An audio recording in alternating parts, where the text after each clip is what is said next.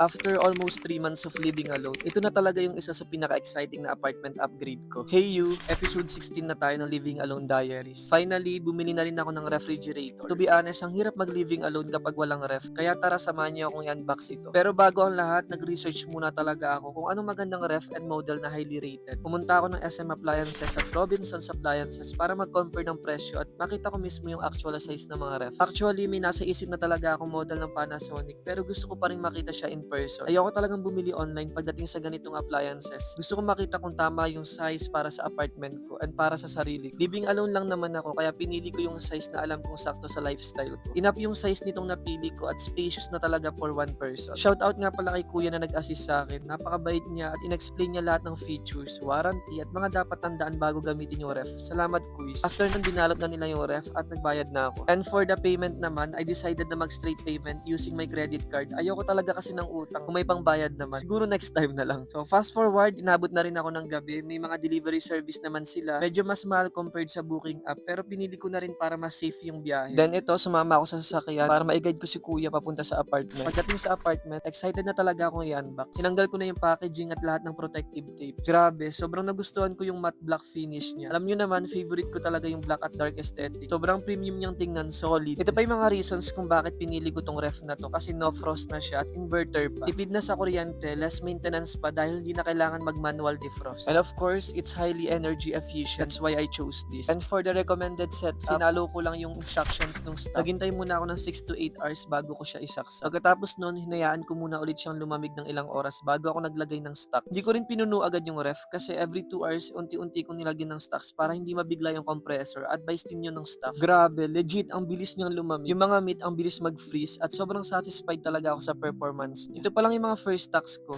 Dadagdagan ko pa yan sa mga susunod na grocery. Finally, makakapagluto na rin ako ng mas maraming fresh meals, makakapag-stock na ako ng pagkain, at hindi na rin ako mag-aalala na madaling mapanis yung mga pagkain ko. Isa talaga to sa mga best investments ko so far. Sa next episode naman guys, fully automatic washing machine na ang i-unbox natin. Excited na rin ako i-share sa inyo yun. Kung gusto nyo panoorin yung mga previous episodes, available lang lahat sa profile ko. And kung gusto nyo pa ng ganitong videos from me, follow nyo lang ako. And yun lang for this episode. Ingat and stay cool!